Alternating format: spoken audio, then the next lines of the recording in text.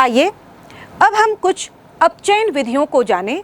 जिन्हें हम भिन्न भिन्न धातुओं के ऑक्साइडों का धातु में अपचयन करने के लिए उपयोग करते हैं। अपचयन की पहली विधि है प्रगलन या स्मेल्टिंग। इसमें जो अपचायक है वह कार्बन उपयोग में लाया जाता है और यह विधि भिन्न भिन्न धातुओं के ऑक्साइडों जैसे कि आयरन के ऑक्साइड, जिंक के ऑक्साइड या फिर लेड के ऑक्साइडों का उनके धातुओं में अपचयित करने के लिए उपयोग में लाई जाती है। इस स्थिति में यहाँ पर हम कार्बन, कोक या चारकोल का उपयोग कर सकते हैं और इस स्थिति में जो भी धातु ऑक्साइड है वह अपने धातु में अपचयित हो जाती है। मान लीजिए यहाँ पर जिंक ऑक्साइड हम लेते हैं और जब जिंक ऑक्साइड की कार्बन के साथ क्रिया कराते हैं तो यह जिंक में अपचयित हो जाती है तथा कार्बन कार्बन मोनोऑक्साइड में ऑक्सीकृत हो जाती है। इसी तरह से यहाँ पर यदि हम कार्बन मोनोऑक्साइड का उपयोग करते हैं तो यहाँ पर जिंक ऑक्साइड की जब कार्बन मोनोऑक्साइड से क्रिया होगी तो उस स्थिति में जिंक अपचित हो जाएगी तथा कार्बन मोनोऑक्साइड ऑक्सीकृत होकर कार्बन डाइऑक्साइड में परिवर्तित हो जाएगी। इसी तरह से यदि हम आयरन का ऑक्साइड ले रहे हैं हेमेटाइट जिसका सूत्र है Fe2O3, यदि इसकी क्रिया हम कोक से कराते हैं तो वहां पर यह आयरन में परिवर्तित होगा, साथ ही साथ कार्बन मोनोऑक्साइड बनेगी और यदि हम यहाँ पर इसका अपचयन कार्बन मोनोऑक्साइड के साथ कराते हैं तो यहाँ पर आयरन तथा कार्बन डाइऑक्साइड प्राप्त होती है। यानी कुल मिलाकर हम कह सकते हैं कि जो स्मेल्टिंग प्रोसेस होती है, प्रगलन की क्रिया होती है जिसमें हम धातु ऑक्साइड की कार्बन के साथ अभिक्रिया कराते हैं तो उस स्थिति में जो मेटल ऑक्साइड है रिड्यूसिंग एजेंट के साथ जब क्रिया होती है तो वो मेटल में रिड्यूस हो जाती है, साथ ही साथ जो रिड्यूसिंग एजेंट है वह अपने ऑक्साइड में परिवर्तित हो जाता है। इसी तरह से हम जानते हैं कि हाइड्रोजन भी बहुत ही अच्छा रिड्यूसिंग एजेंट होता है और इस तरह से कुछ धातुओं के ऑक्साइडों का अपचयन हम हाइड्रोजन गैस की सहायता से भी करते हैं। उदाहरण के लिए यहाँ पर टंगस्टन के ऑक्साइड या फिर निकेल के ऑक्साइड, ये दोनों ही भारी धातुएं हैं और इनके ऑक्साइडों के अपचयन के लिए हम हाइड्रोजन गैस का उपयोग करते हैं जिसके फलस्वरूप ये धातु ऑक्साइड अपने धातु में परिवर्तित हो जाते हैं तथा हाइड्रोजन ऑक्सीकृत होकर जल बना लेती है। यहाँ पर हम बता दें कि जो अधिक सक्रिय धातुएं हैं, खासकर जो एस ब्लॉक तत्व होते हैं, उनके ऑक्साइडों के अपचयन के लिए हम हाइड्रोजन गैस का उपयोग नहीं करते हैं क्योंकि हाइड्रोजन गैस ये जो क्रिया होती है उसमें ये काफ़ी विस्फोटक हो जाती है या उतनी अधिक सेफ नहीं होती है, इसलिए हल्के धातुओं या सक्रिय धातुओं के ऑक्साइडों के अपचयन के लिए हम हाइड्रोजन गैस का उपयोग नहीं करते हैं। इसके बाद जैसे कि हमने बताया कि मेटल्स का उपयोग भी हम धातु के ऑक्साइड के अपचयन के लिए कर सकते हैं और इसके लिए भिन्न भिन्न प्रकार की धातुओं का उपयोग किया जाता है और प्रायः जो अपचायक के तौर पर धातु उपयोग में लाई जाती है उसके जो मानक अपचयन विभव का मान होता है वह अधिक ऋणात्मक होता है।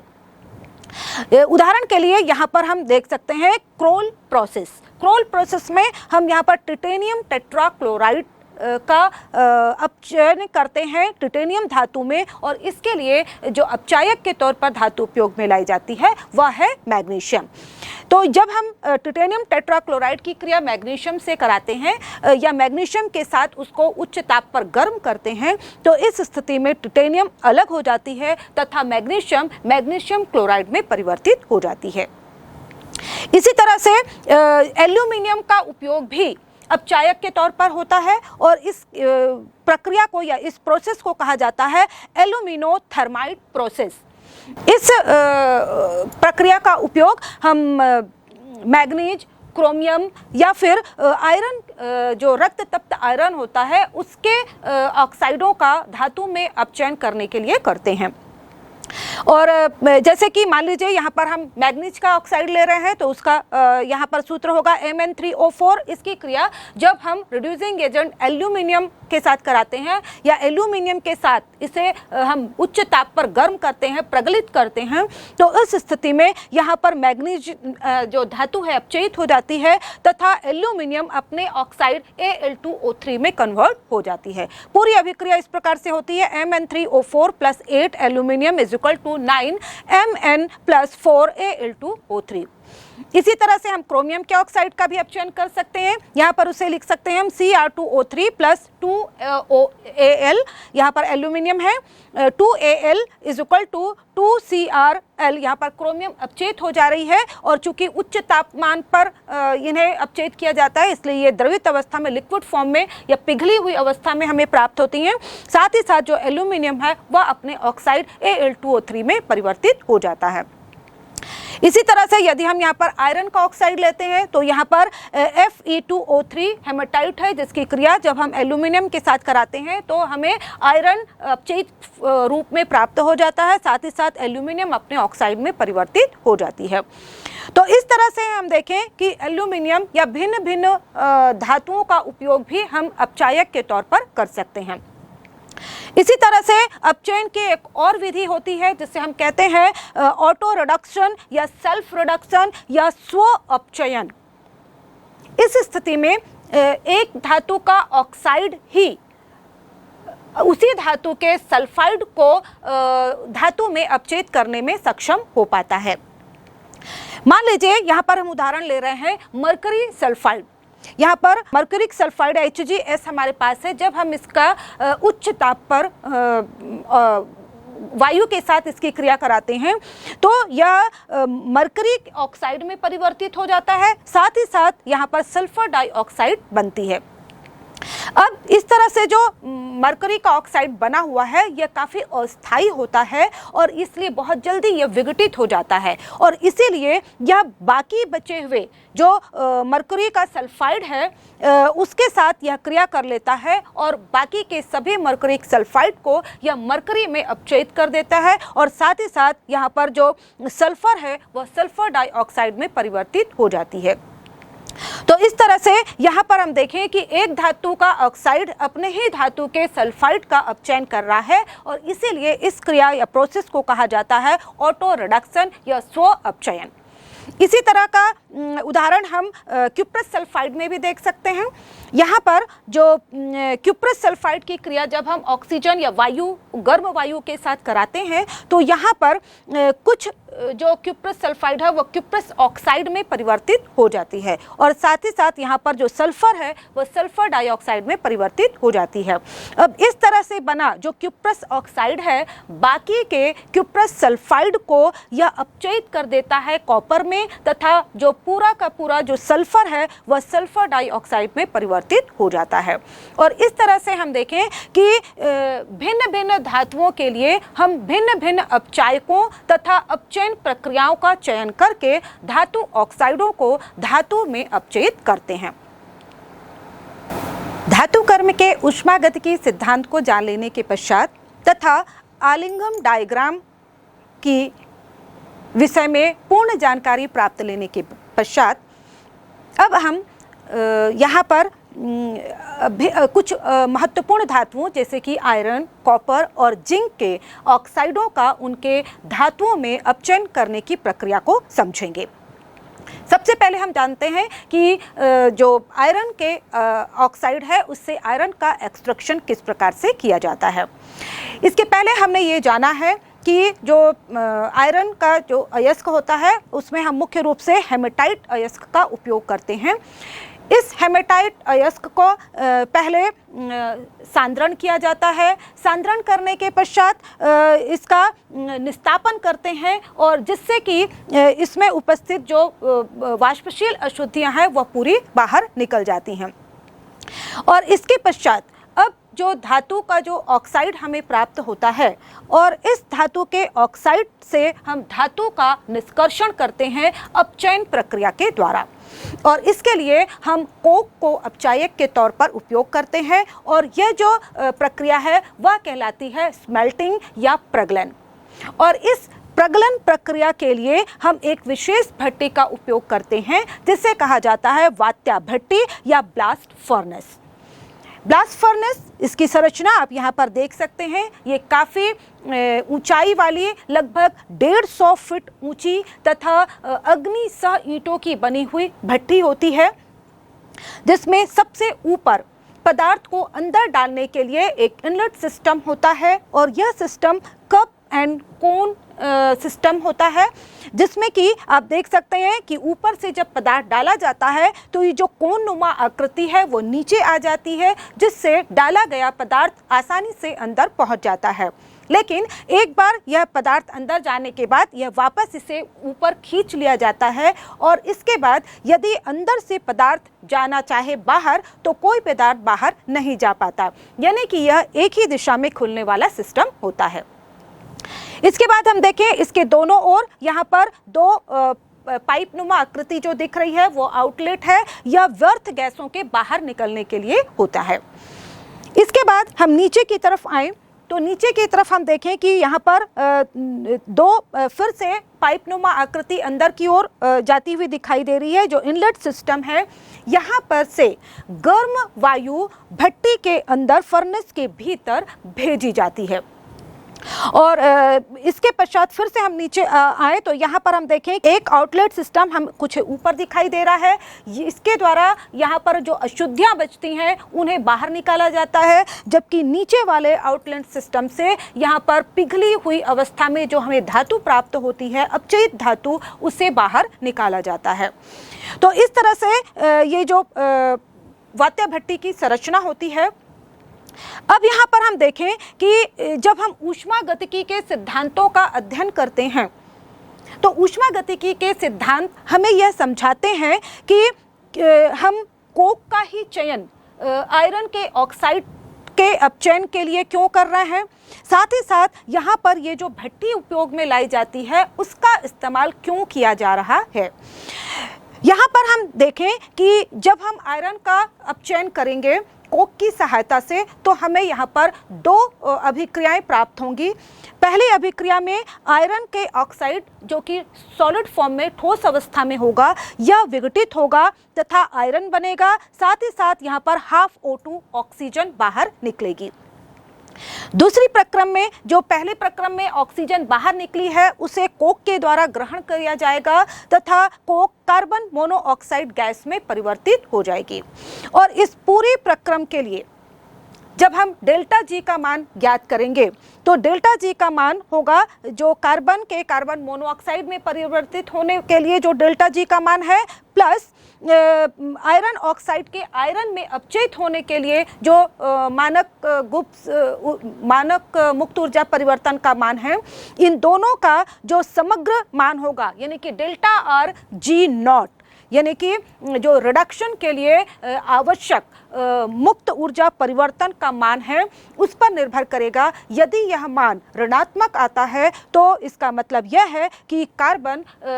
आयरन के ऑक्साइड हेमेटाइड Fe2O3 का आयरन में अपचयन कर पाएगी। इसे हम आलिंगम ग्राफ की सहायता से भी समझ सकते हैं। यहाँ पर हम देख रहे हैं कि जो एलिंगन ग्राफ है उसमें जो डेल्टा जी तथा टी के मध्य ग्राफ है उसमें जो दोनों प्रक्रमों के लिए को निरूपित करने वाले जो वक्र है उनका हम चयन करते हैं। इसमें से जो एक वक्र है जो कि आयरन का आयरन ऑक्साइड में परिवर्तन को निरूपित कर रहा है, तो इसे हम देख रहे हैं कि यह ऊपर की ओर जा रहा है, जबकि जो दूसरा वक्र है जो कि कार्बन के कार्बन मोनोऑक्साइड में परिवर्तन को निरूपित करता है वह नीचे की ओर जा रहा है। तथा ये दोनों वक्र आपस में एक दूसरे को 1073 केल्विन पर काटते हैं। 1073 केल्विन से अधिक तापमान पर हम देख रहे हैं कि कार्बन का जो कार्बन मोनोऑक्साइड में परिवर्तन वाला वक्र है वह आयरन के ऑक्साइड में परिवर्तित होने वाले वक्र से नीचे आ गया है। यानी कि 1073 केल्विन तापमान से अधिक किसी भी तापमान पर इस पूरे तापमान परिसर में कोक आयरन के ऑक्साइड का आयरन में अपचयन कर पाएगा। उदाहरण के लिए हम इसकी पुष्टि डेल्टा जी के मान का कैलकुलेशन करने के आधार पर भी कर सकते हैं। मान लीजिए हमने एक तापमान चुना है 1673 केल्विन और हम ये देखना चाह रहे हैं कि क्या इस तापमान पर कोक आयरन के ऑक्साइड का आयरन में अपचयन कर पाएगा। तो यहाँ पर हम देखते हैं कि जो अभिक्रिया होगी एक वह होगी 2FeO is equal to 2Fe plus O2। यह आयरन ऑक्साइड के विघटन की अभिक्रिया होगी और इसके लिए जो डेल्टा जी का मान हम एलिंगम ग्राफ से प्राप्त करते हैं वह आता है प्लस 341 किलो जूल पर मोल। यह जो एलिंगम डायग्राम में जो मान होगा वह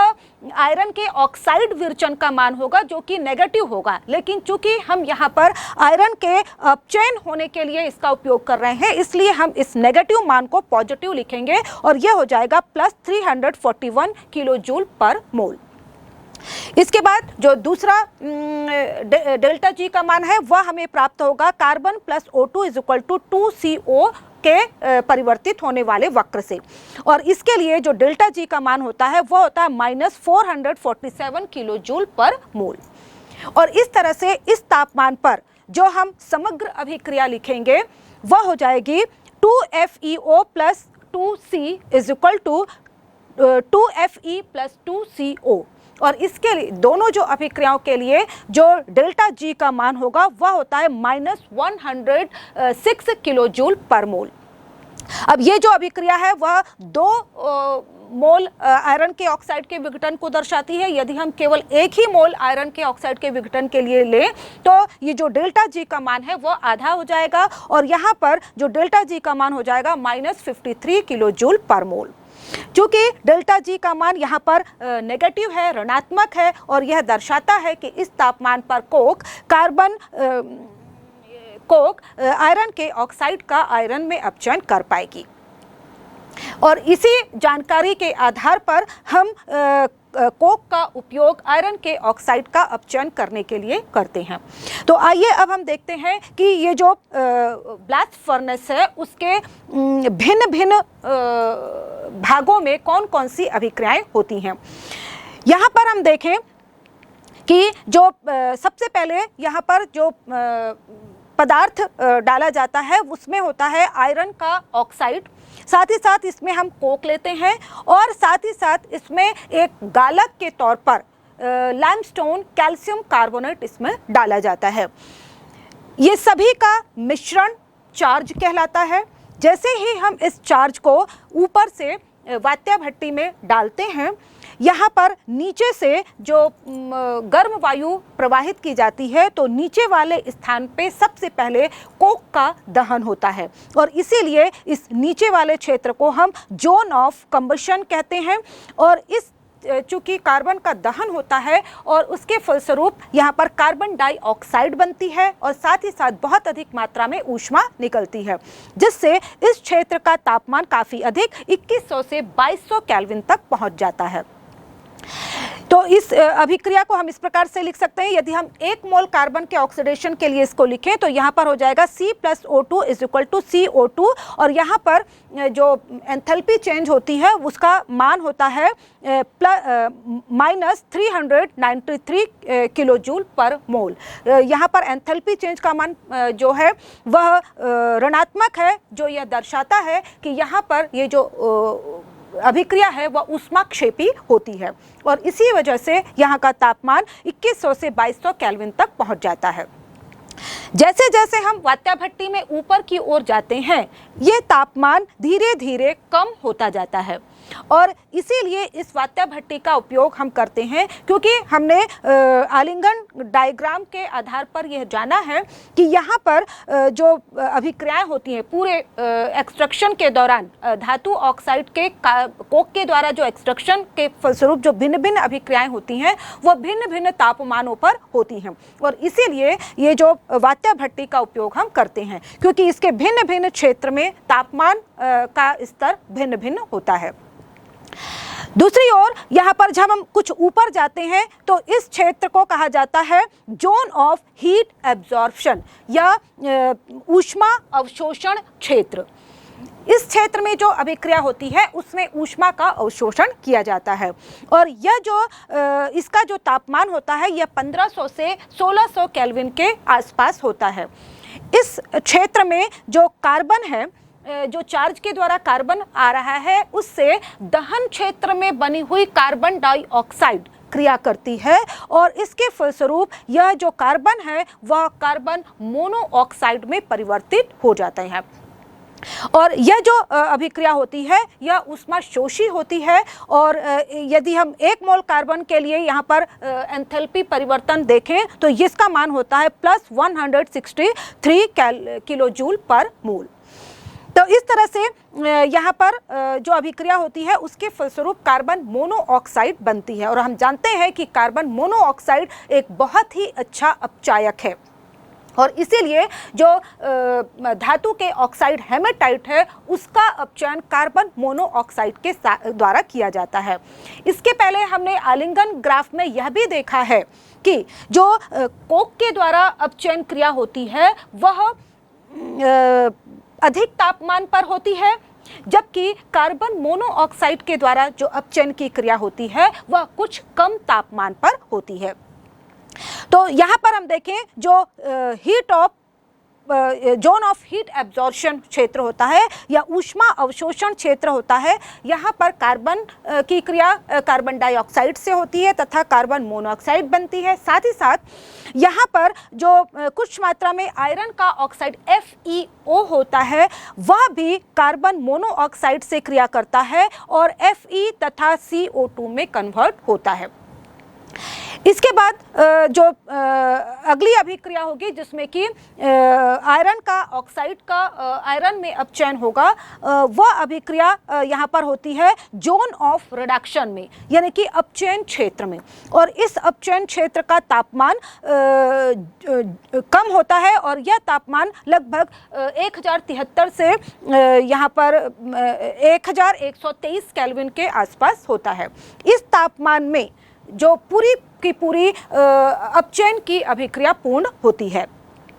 तो यहाँ पर हम देखते हैं कि जो अपचयन की क्रिया होती है उसमें पहले जो हेमेटाइट है यानी कि Fe2O3 है उसका पहले Fe3O4 में अपचयन होता है और उसके बाद जो Fe3O4 है उसकी कार्बन मोनोऑक्साइड से क्रिया होती है और वह आयरन में अपचयित हो जाता है। तो यहाँ पर हम अभिक्रिया देख सकते हैं 3Fe2O3 + CO = 2 Fe3O4 प्लस यहाँ पर बनता है CO2। साथ ही साथ जो दूसरी अभिक्रिया होती है, अब यहाँ पर ये जो बना हुआ 2Fe3O4 है, अब इसकी क्रिया कार्बन मोनोऑक्साइड CO से होगी, जिससे जो Fe3O4 है वह आयरन में अपचयित हो जाएगा और साथ ही साथ यहाँ पर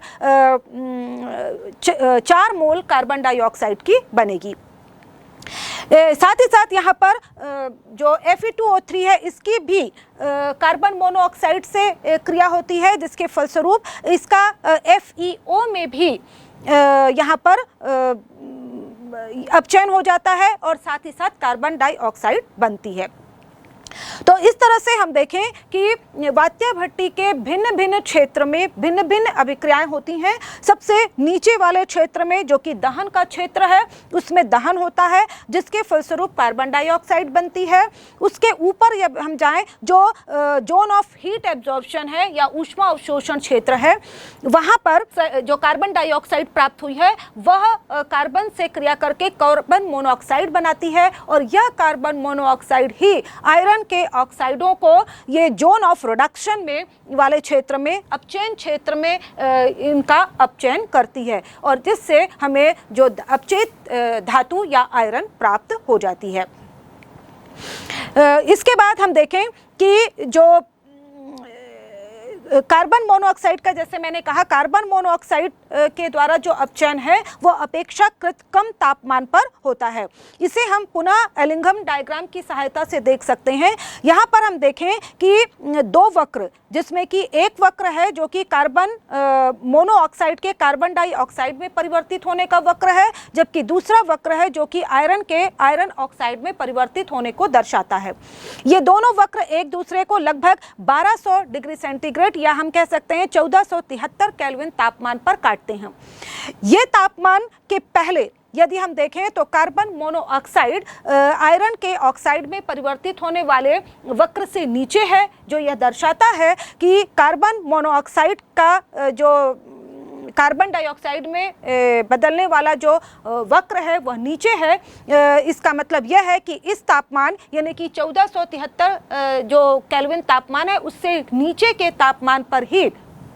कार्बन मोनोऑक्साइड आयरन के ऑक्साइड का आयरन में अपचयन कर सकती है, उससे उच्च तापमान पर नहीं। तो इससे स्पष्ट हो जाता है कि क्यों जो कोक है या जो कार्बन है उसके द्वारा जो अपचयन की क्रिया होती है वह उच्च ताप पर होती है, लेकिन जो कार्बन मोनोऑक्साइड के द्वारा अपचयन हो रहा है वह अपेक्षाकृत कम तापमान पर होता है। साथ ही साथ हमने बताया कि जब हम चार्ज डालते हैं तो उसमें हमने लिया था धातु का ऑक्साइड, साथ ही साथ हमने लिया था यहाँ पर कोक, और इसके साथ ही हमने डाला था कैल्शियम कार्बोनेट। तो कैल्शियम कार्बोनेट यहाँ पर जिसे हम गालक या फ्लक्स कहते हैं, यह जो आयरन के ऑक्साइड में उपस्थित अशुद्धि होती है सिलिका, उसको दूर करने का काम करता है। और हम बता दें कि यहाँ पर जो लाइमस्टोन है, कैल्शियम कार्बोनेट है, इसका विघटन होता है और विघटन के लिए इसे ऊष्मा की आवश्यकता होती है। तो आप समझ सकते हैं कि यहाँ पर जो कैल्शियम कार्बोनेट का विघटन है वह भी ऊष्मा अवशोषण क्षेत्र में होगा। तो यहाँ पर कैल्शियम कार्बोनेट टूटकर कैल्शियम ऑक्साइड बनाता है तथा कार्बन डाइऑक्साइड बाहर निकल जाती है। अब इस तरह से बना जो कैल्शियम ऑक्साइड है, जो कि एक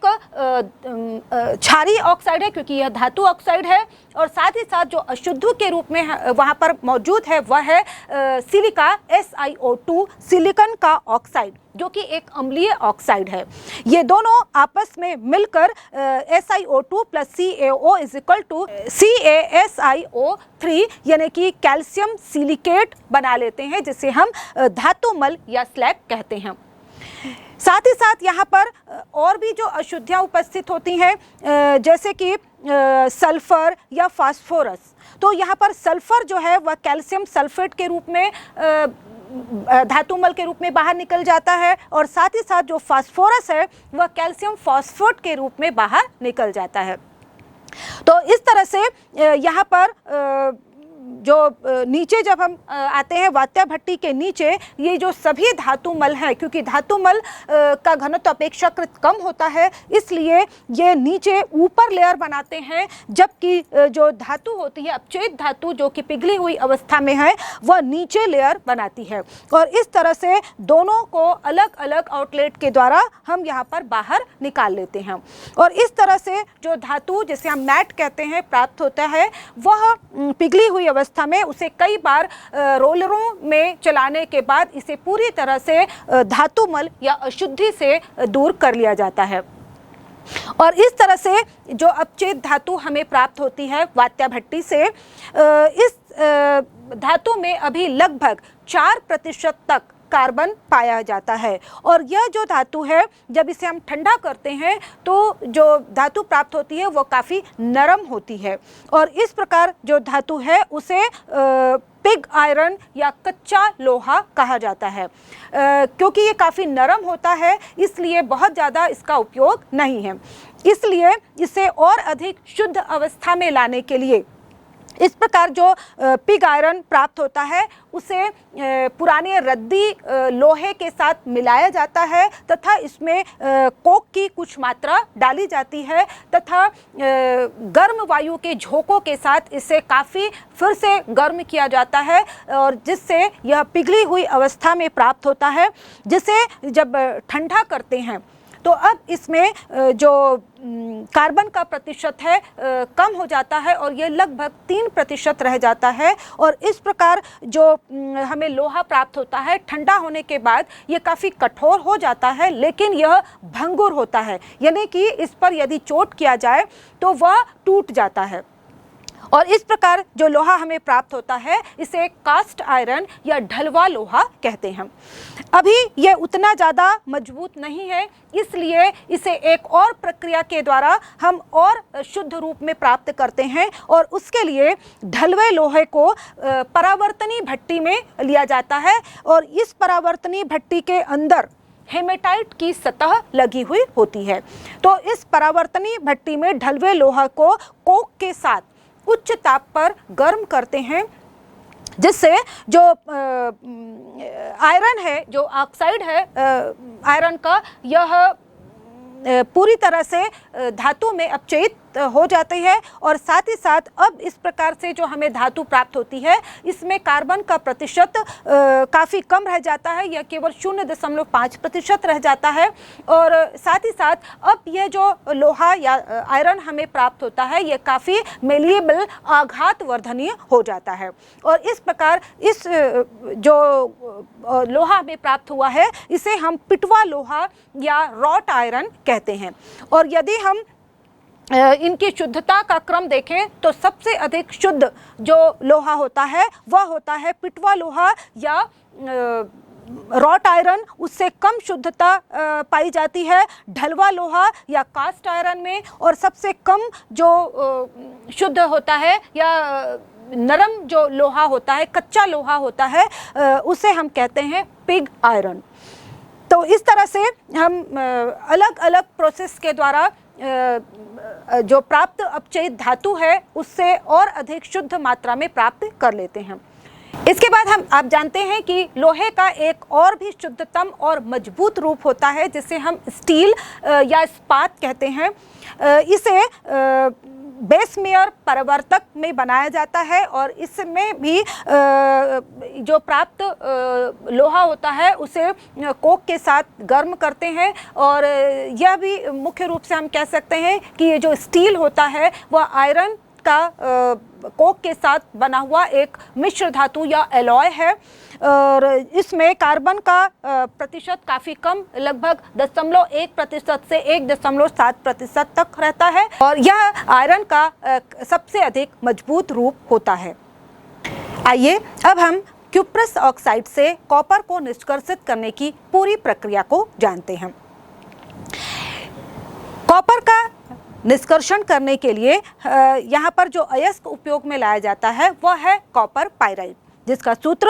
हम जानते हैं, यह है CuFeS2। वास्तव में इसमें जो कॉपर है वहाँ पर Cus के रूप में उपस्थित होता है, जबकि जो आयरन है वह Fe2S3 के रूप में उपस्थित होते हैं। यहाँ पर हम बता दें कि जो आयरन सल्फाइड है FeS2 है, यह वहाँ पर इम्प्योरिटी के, अशुद्धि के रूप में उपस्थित होता है। जब यहाँ अयस्क लेते हैं तो शुरू में हमने जाना है कि अयस्क का पहले हम पल्वराइजेशन करते हैं, यानी कि क्रशिंग एंड ग्राइंडिंग करते हैं, इसको चूर्णित कर लिया जाता है। और इसके बाद क्योंकि ये सल्फाइड अयस्क होता है, इसलिए इसका सांद्रण करने के लिए हम फ्रोथ फ्लोटेशन मेथड यानी कि फेन उत्प्लवन विधि का उपयोग करते हैं।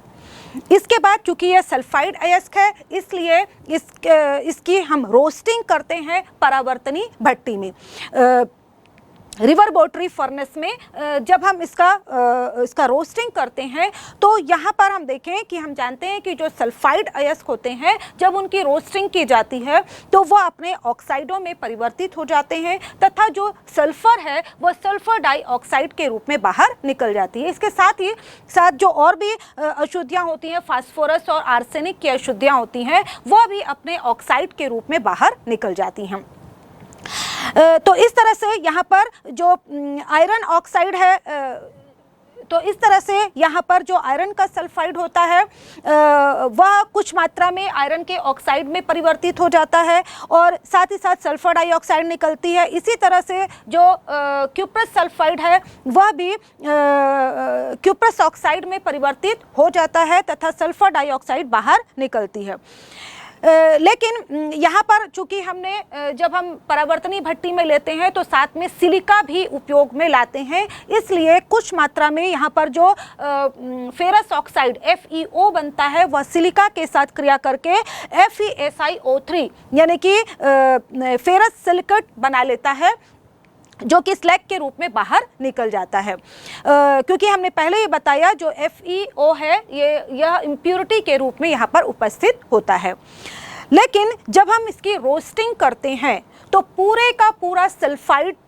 जो कंपाउंड है वह पूरी तरह से ऑक्साइड में परिवर्तित नहीं होता है रोस्टिंग के फलस्वरूप। इसीलिए हमें एक और दूसरे प्रोसेस की आवश्यकता होती है और इसके लिए हम इस प्रकार से जो रोस्टिंग के फलस्वरूप प्राप्त जो कॉपर का मैट होता है उसे हम और सिलिका के साथ मिलाकर बेसिमर परिवर्तित जिसे हम कहते हैं उसमें हम इसको रखते हैं। और बेसिमर परिवर्तित जिसकी आप संरचना आप देख रहे हैं यहाँ पर ये जो संरचना दिख रही है इसमें अंदर की तरफ सिलिका की परत लगी हुई होती है और साथ ही साथ यहाँ पर दोनों तरफ से गर्म वायु जाने के लिए यहाँ पर स्थान होता है। साथ ही साथ ये जो अपरेटस दिख रहा है ये पूरी तरह से रोल भी हो सकता है, जिससे यदि हम पलटा कर इसके अंदर के जो पदार्थ है उसे बाहर प्राप्त कर सकते हैं। तो यहाँ पर जो बेसिमर कन्वर्टर है उसमें हम मैट लेते हैं, कॉपर के मैट को लेते हैं, उसके साथ ही साथ इसमें कुछ मात्रा में सिलिका ली जाती है और उच्च ताप पर यहाँ पर गर्म वायु भेजी जाती है, जिसके फलस्वरूप यहाँ पर जो आयरन का सल्फाइड है वह भी अपने ऑक्साइड में परिवर्तित हो जाता है। यहाँ पर Fe+3O2 is equal to 2 FeO में परिवर्तित हो जाता है। साथ ही सल्फर डाइऑक्साइड बाहर निकलती है और साथ ही साथ यहाँ पर जो आयरन का ऑक्साइड FeO बना होता है वह सिलिका के साथ मिलकर आयरन सिलिकेट में परिवर्तित हो जाता है, जो कि अशुद्धि के रूप में हम उसे बाहर निकाल देते हैं। साथ ही साथ जो क्यूप्रस सल्फाइड है Cu2S है वह भी यहाँ पर ऑक्सीजन के साथ वायु गर्म वायु के साथ इसकी क्रिया होती है, जिससे ये पूरी तरह से अब Cu2O क्यूप्रस ऑक्साइड में परिवर्तित हो जाता है तथा सल्फर डाइऑक्साइड बाहर निकलती है। साथ ही साथ इसके बाद अब यहाँ पर जो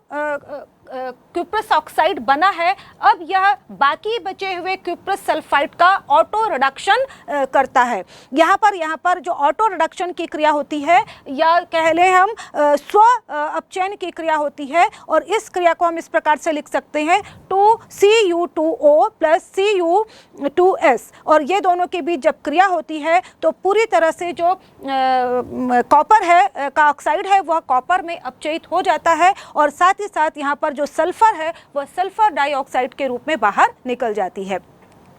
तो इस तरह से जो बेसिमर कन्वर्टर में जो पूरी तरह से जो कॉपर का सल्फाइड है वह अपने कॉपर रूप में या अपचयित रूप में प्राप्त हो जाता है। जब इसे ठंडा करते हैं तो उस समय जो कॉपर मैट है उसमें उपस्थित जो सल्फर डाइऑक्साइड गैस होती है वो धीरे धीरे बाहर निकलती है, जिससे जो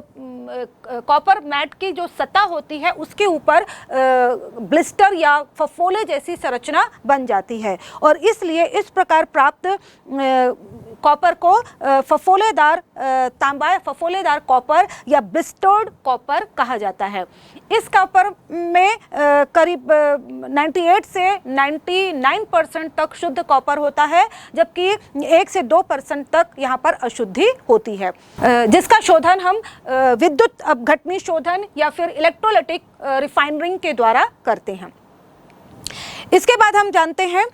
जिंक ऑक्साइड का जिंक में रिडक्शन किस प्रकार से किया जाता है या जिंक ऑक्साइड से जिंक प्राप्त करने के लिए इसे किस प्रकार से निष्कर्षित करते हैं।